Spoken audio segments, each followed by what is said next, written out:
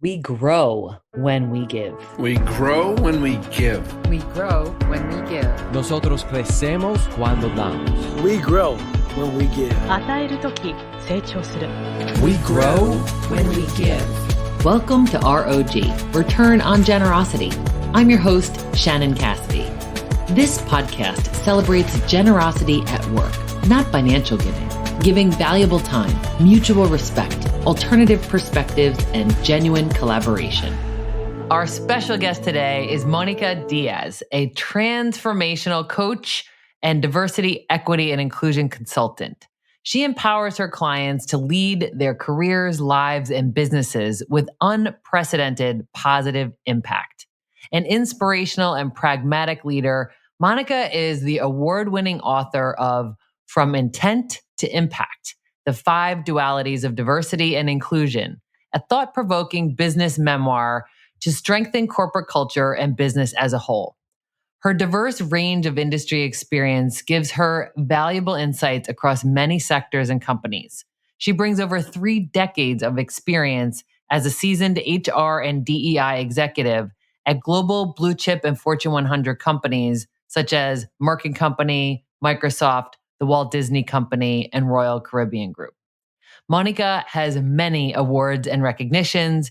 She's a board member and an activist. What I appreciate most about you, Monica, is your approachability and kindness. We've known each other for years, and I'm grateful to share your wisdom with our listeners. Welcome to ROG. Thank you, Shannon. I so much appreciate the opportunity to connect with you again in this new forum to talk about how do we return on generosity and how that applies to leaders in business. So thank you for the opportunity to join your forum today. Absolutely. I'll have a link to your book and many other resources in the show notes, Intent to Impact. And I think us organizing this conversation similar to the way that you wrote your book in the 3 parts would be a great way to do it. So the part 1 of your book is called Finding Your Identity in Diversity. And one of the questions that you ask that I think is so thought-provoking is, when is the first experience when you felt different? I thought that would be a great place for us to start. Happy to talk about that, Shannon. And I think it's not only me. Most people that I speak with have had an experience and they can relate to the fact that there was some time in their life when they felt different. That might be at different stages of their life. People can recall memories going back into when they were in grammar school, or maybe when they went into college. Some others talk about experiences that make them understand that they were different when they went to the workplace. For me, there are distinctive moments that I talk about in the book when I felt different that I think are relatable to many people in business.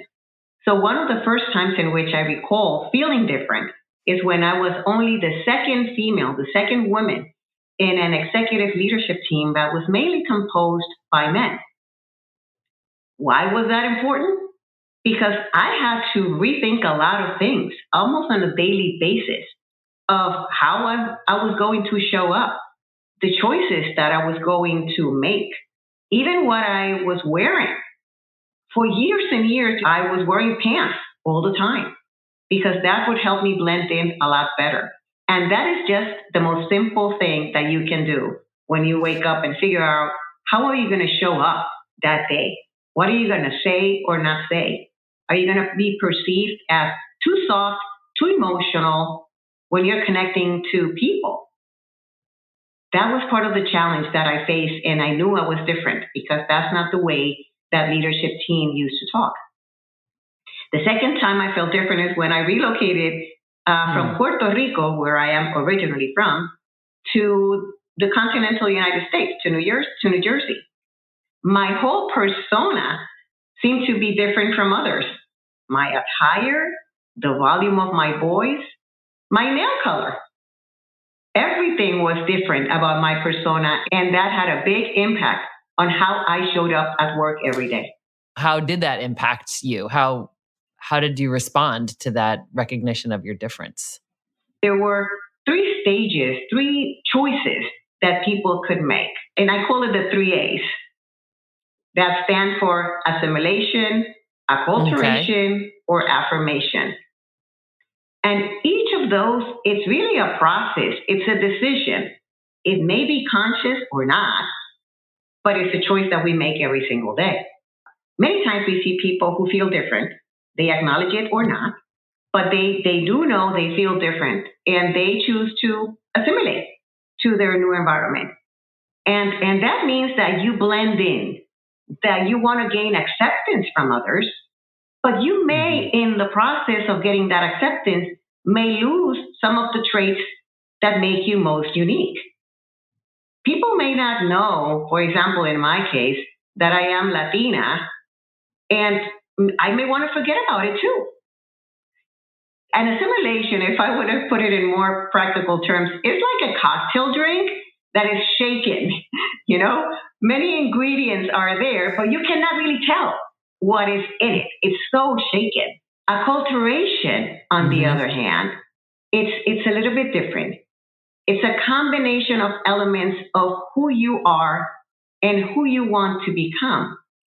You take the best of your own traits, of your own culture, and what you deem to be the best of the culture that you're learning about. This helps people to feel authentically themselves as a professional, a corporate, as a leader of your team. So it's a very conscious choice when you choose to acculturate.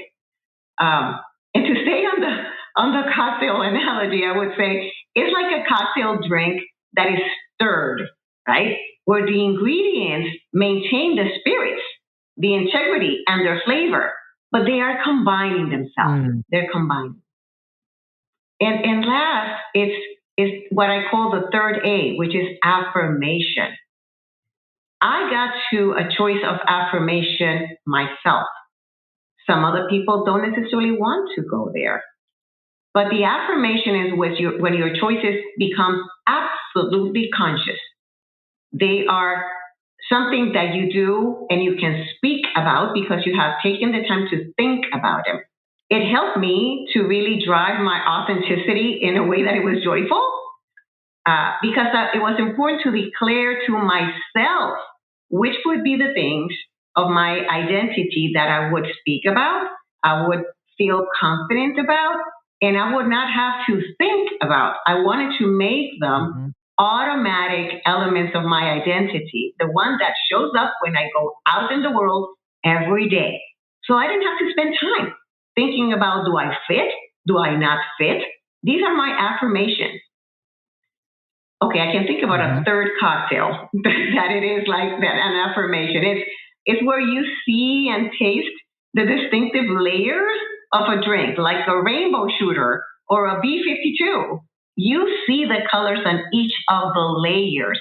You create your own cocktail, right? You are your own cocktail. And just to give you an example, for me was, the elements that I chose for my affirmations were also three, were my accent, the color, my expression in color, and the way in which I express myself in terms of the tone of my voice, right? I was not going to conceal my accent. I carry it with pride. And the reason that was an affirmation is because at some point, I was told that if I wanted to continue making progress in my career at corporate, I probably should work on my accent. So that was disheartening at the time. So it's not that I had a chip on my shoulder and I decided that I wanted to do it. I had to face it. So I had to make the conscious choice to stick with my accent, to carry it with pride. And that was important to me because some other generations in my family had paid the price of having to make a different choice, of having to blend in and assimilate.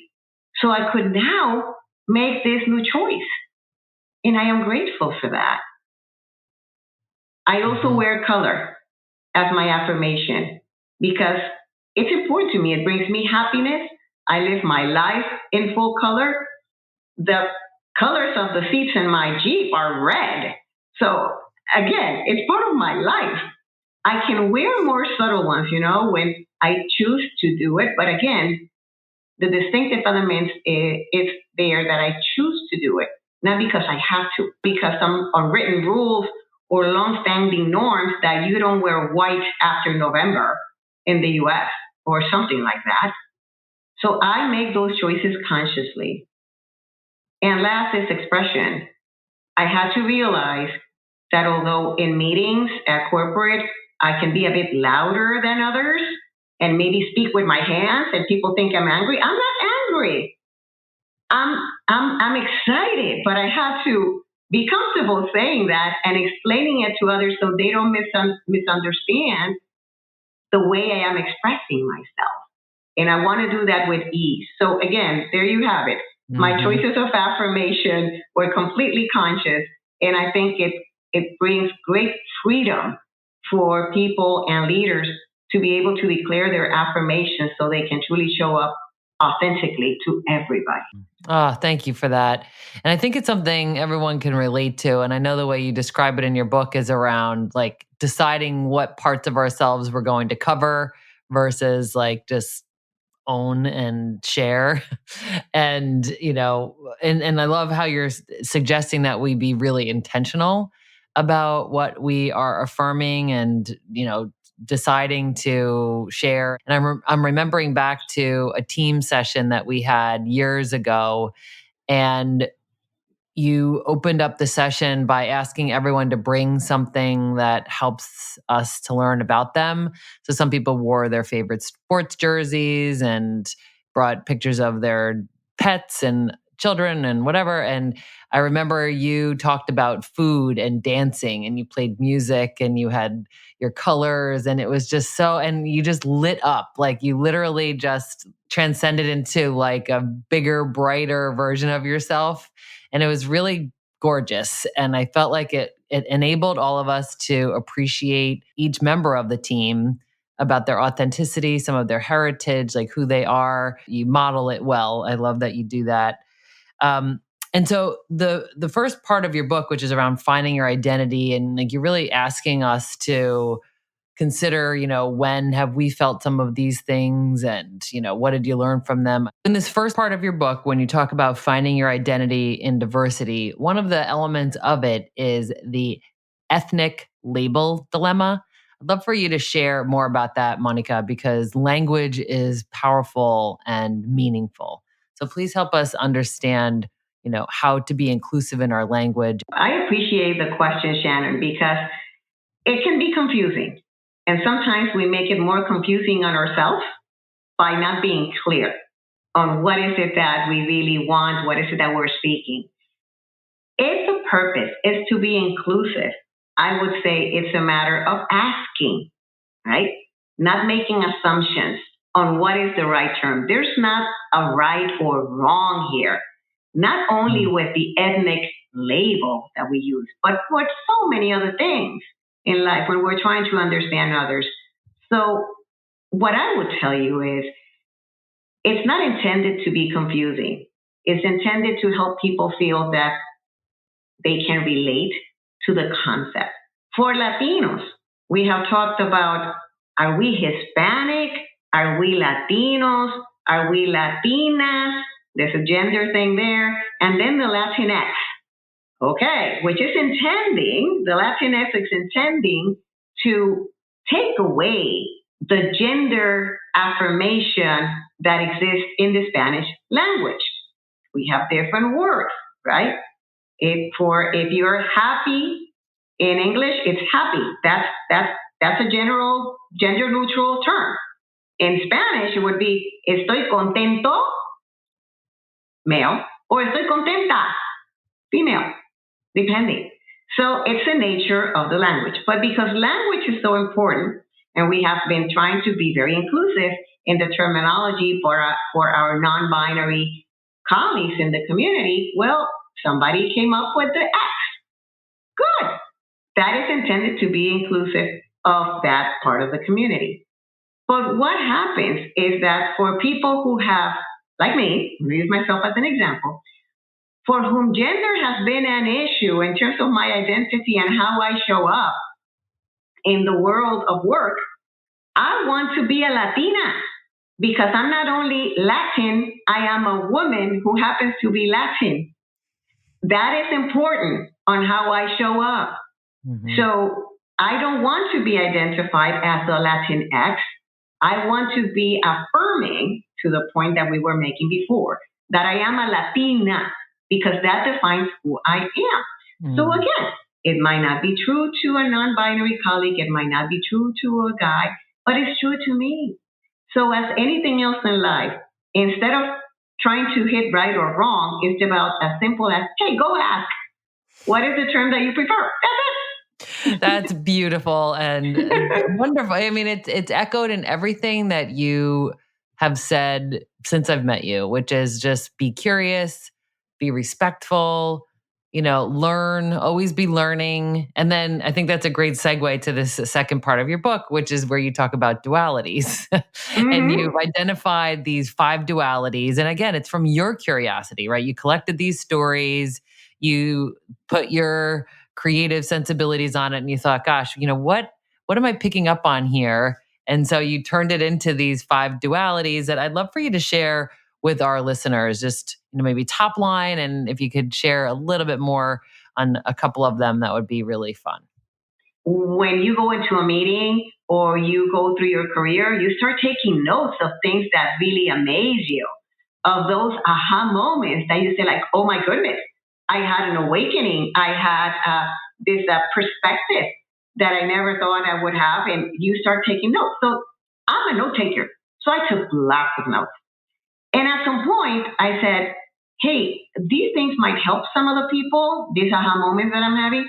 So I started writing them in a platform that I could use and keep jotting down my awakenings, like at any minute. So fast tracking, when I decided that I could write an article that it became a book, I had 8 years of notes. I didn't realize it. So, 8 years of notes is a lot of notes.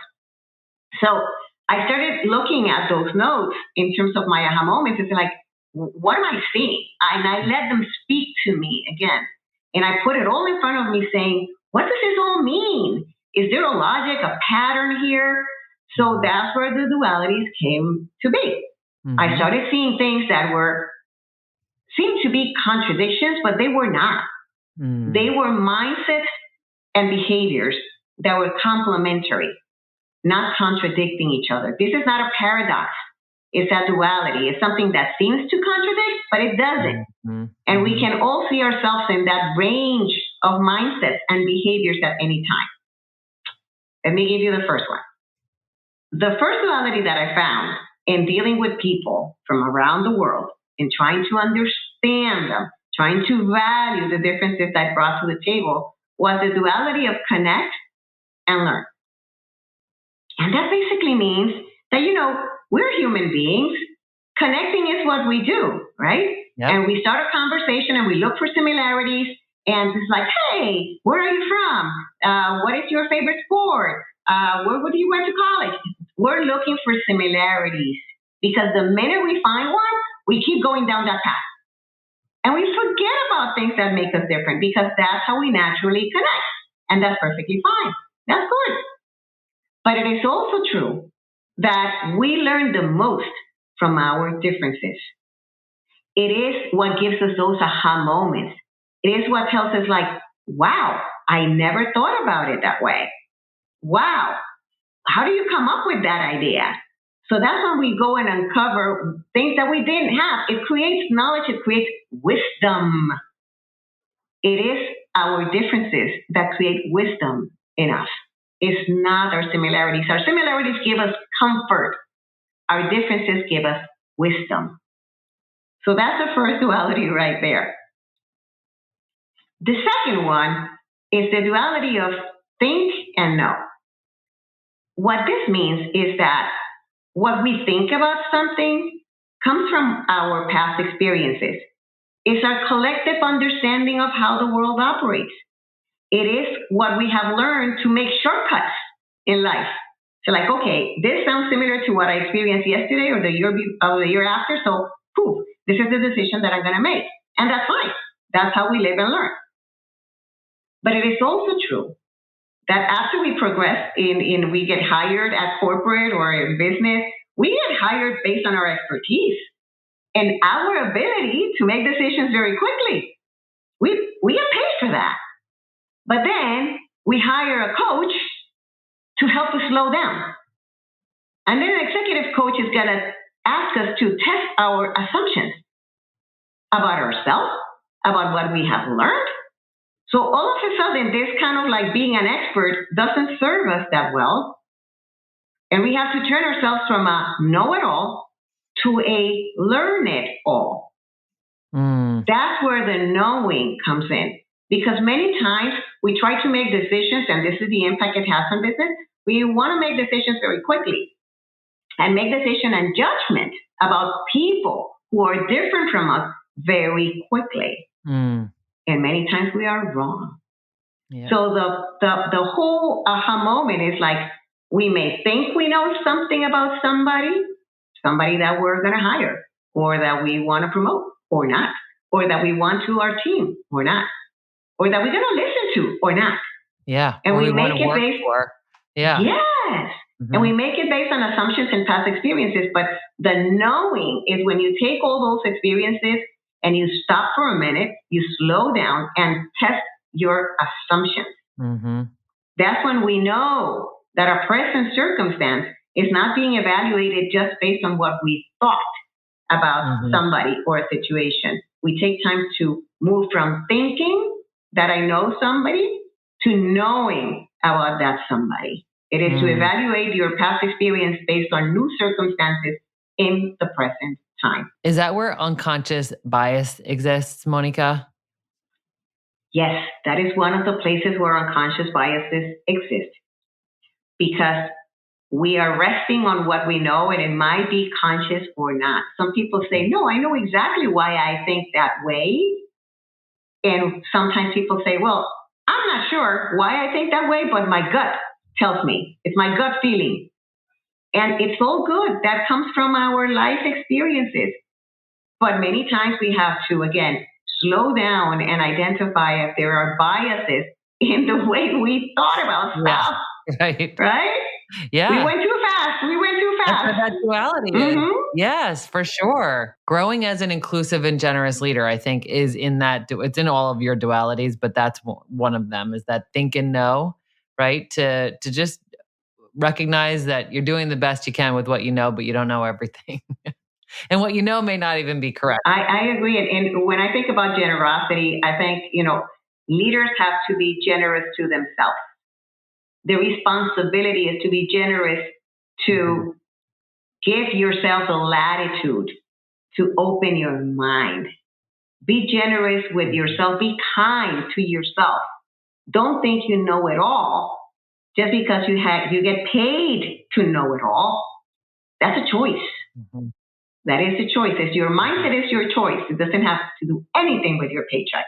Beautiful. All right. So your third duality is risk and invest. Yeah, that's one of my favorites because it came unexpectedly. But it had to be. It had to be one of the dualities because, these dualities were developed in the world of business. And finance and accounting are the language of business, right? So we have to understand our numbers. Everybody needs to understand their numbers. Everybody has to deal with budgets and prioritize accordingly. It is the language of business. So one of the things that we have all heard from financial advisors is that they tell us that having a diversified portfolio is a key strategy to increase your return on investment. Have we not heard all that? Yes, absolutely. Right? So when you're a business leader, my duality was, why is it that is perfectly fine when we're talking about budgets, about priorities, about business segments, but when we think about our human capital, not only our financial capital, all of a sudden we're not that comfortable with the concept. Why is that? So the duality, what covers is that the diversification of your team is a key strategy to increase your return on talent investment. It is not, we should not be afraid of bringing in people who challenge us, who diversify the attitudes, the mindset, the experiences that are already existing in a team. because that is going to help us balance our diversified portfolio. Think about it as, again, as a finance person, as an investor, in your team, in your business. Second, what is important is that the behaviors that come from somebody who is trying to minimize risk are very different from the one who is investing in the marketplace. And you go through that exercise of what is your risk tolerance and all those things. We have to ask ourselves the same questions when we're thinking about people, when we're thinking about our teams, the people that we bring as colleagues. How diversified is our portfolio? How diversified our human portfolio? How diversified does it need to be? And what is my risk tolerance to manage that diversification of my portfolio? That's so strong. And really an interesting way to look at it, the aha, like you're saying, of how is this impacting my decisions with how I organize my team, who I invest in, how I envision the future of my team, what risks am I willing to take, and really how prepared am I when I make those risks to make them welcomed, like how am I creating an environment where I'm taking those risks and I'm setting myself up for success. I'm setting our organization up for success. Yeah. So somebody told me something the other day that I really linked to this concept, which is risk is motivated by fear. But investment is motivated by something different. It's motivated by faith. So do you go by fear or by faith? I believe, I have faith that this investment will pay off. And I know that because my investment behavior is going to be active. I'm going to be looking into that portfolio. I'm going to be looking into those bonds, looking into that stock price. I'm going to study myself. I'm going to immerse myself in action. Fear leads to inaction. Faith and investment and investor's mindset leads to action. And that's where we need to move.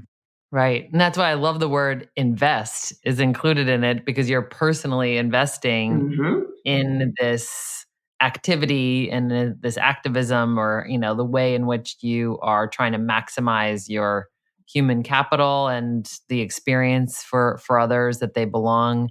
And I just think that motivation is a good segue to your fourth duality. Absolutely. The fourth duality is what I call pain and possibility. And what it speaks about is about the reason, the why, the purpose of why do we want to get into all this complication of understanding others. This D&I thing, some people call it a thing still. So you may want to, for example, mitigate the pain for your organization of, let's say, legal risk, disengaged employees if you're not working on inclusion, the loss of market share that is potentially there for you when you diversify your products and services to really address the needs of your diversified customers. Some people just say, hey, I don't want to go into that situation. That will be super painful for me. That would give me bad reviews. So what is that we need to do? So you may come from that motivation. Or we find leaders who come from a very different motivation, which is more aspirational. Because a leader might say, I just want to leave this world in a better place than I found it, right? Its motivation can be pain mitigation or the possibilities of what we want to create. And the lesson here is hey, either way, just go ahead, move to action. Because we spend way too much time, in my perspective, in my opinion, judging people's motives or trying to convince each other that one is more valuable or worthy than the other. Oh, we should do it because this is kind of for the goodness of the world. Or we should do it because it's good for market share. And we judge other people's motives, when in reality, no one acts on somebody else's motives.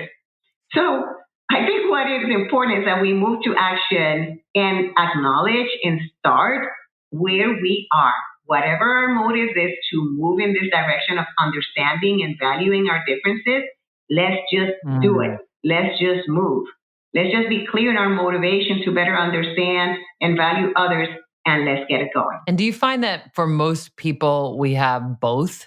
Like when we talk about a duality and it's more of like a scale, so it's not as much like you're either motivated by this or by this. It's more like both of these things might be part of what's encouraging you to take some action, and it kind of doesn't matter, just take action. Is that in a nutshell? That's why it's a duality, not a contradiction. Yeah, okay. Because we can have both, right? So that's what I'm saying. Hey, it's not about judging if like, oh, you're here or there.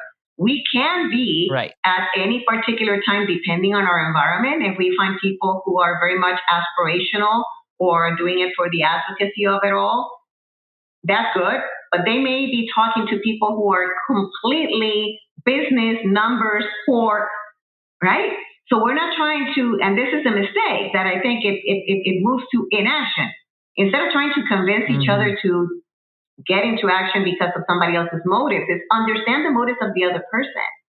Because we both have it, but what is most salient in a business meeting, a succession plan discussion, the most salient motive is going to be judged by others very quickly, right? And what people see as our motive is what they're going to judge us on. So that's the thing. We might have many motives, but the most salient ones are the ones that people are going to take to move or not to act with us. So let's stop the judging and just start moving. Start growing. Love it. And then our last one, perform and innovate. That is the fifth duality. In basically what it entails is the fact that we are paid to perform, right? We need to be fast. We need to be smart. We need to be productive. We need to take every minute of our day and make it super efficient. We are paid in business to perform and perform well and perform better than others. But at the same time, we know of companies that have been great performers, but they fail to innovate. And we share many of those examples, companies that were great in their time and they ceased to exist. Kodak, Blockbuster, so many others. So what is it that there is to learn here? Is performance is important. Performance talks about speed, and we want to make decisions very quickly. When we bring diverse perspective to the table, that's not going to happen at first. Because different perspectives, different backgrounds, different opinions bring conflict. And conflict takes time to resolve. But this is the thing. Do you want to always move with fast ideas, or you want to move with your best ideas? Because conflict, that disruptive conflict, is absolutely necessary to generate innovation. If not, we stay with what we have, we stay with who we are, and we do not evolve in our business, in our thinking. So the duality here is, hey, we can get to performance, but don't shy away from, oh my gosh, I went into that meeting and we could not reach an agreement. Okay, embrace the disruption. You see, if we would have people like me who think like me, we would move way faster. Yeah, likely in that meeting, but not in the success of your business. So that is the duality, saying, are you shooting for immediate performance, or are you going to look for the performance when you also have the ingredients to generate innovation? That is the golden grail, and we want to go after it. I love that.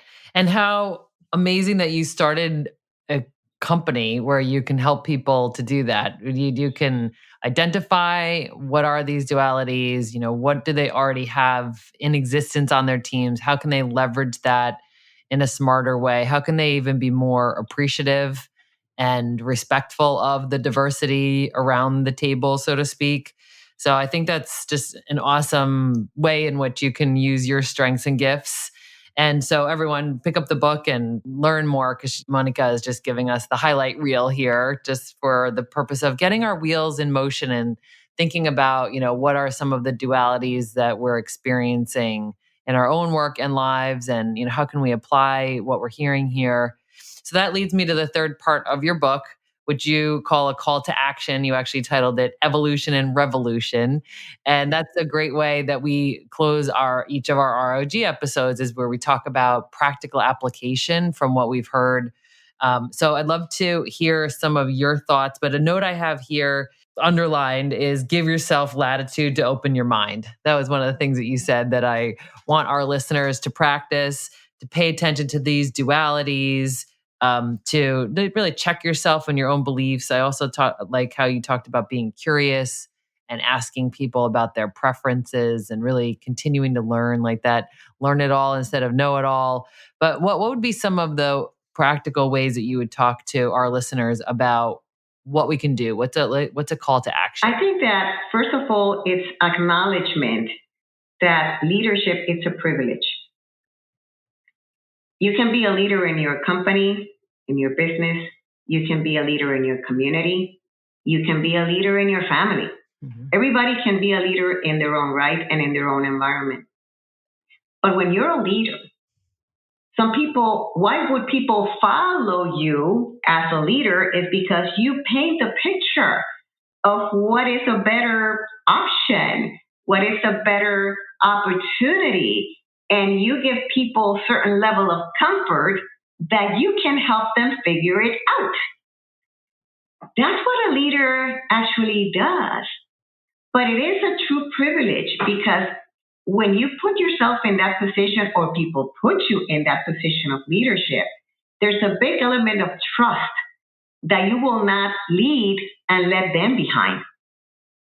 You will lead and you will allow their spirits to follow their bodies. Their bodies might be following you, but their spirits may have been left behind and you're not engaging them. The leader needs to have the savviness to see that, to engage. And one of the things related to these dualities that I found it's most helpful to keep in mind to create generous leaders is to be clear on who you are. That's why I started the book with identity. Who you are and why you do what you do the way you do it. Have to be conscious of that. Maybe others can just go with the flow, but as a leader, you don't have that luxury of being unconscious about these decisions. Being conscious about them comes with the package,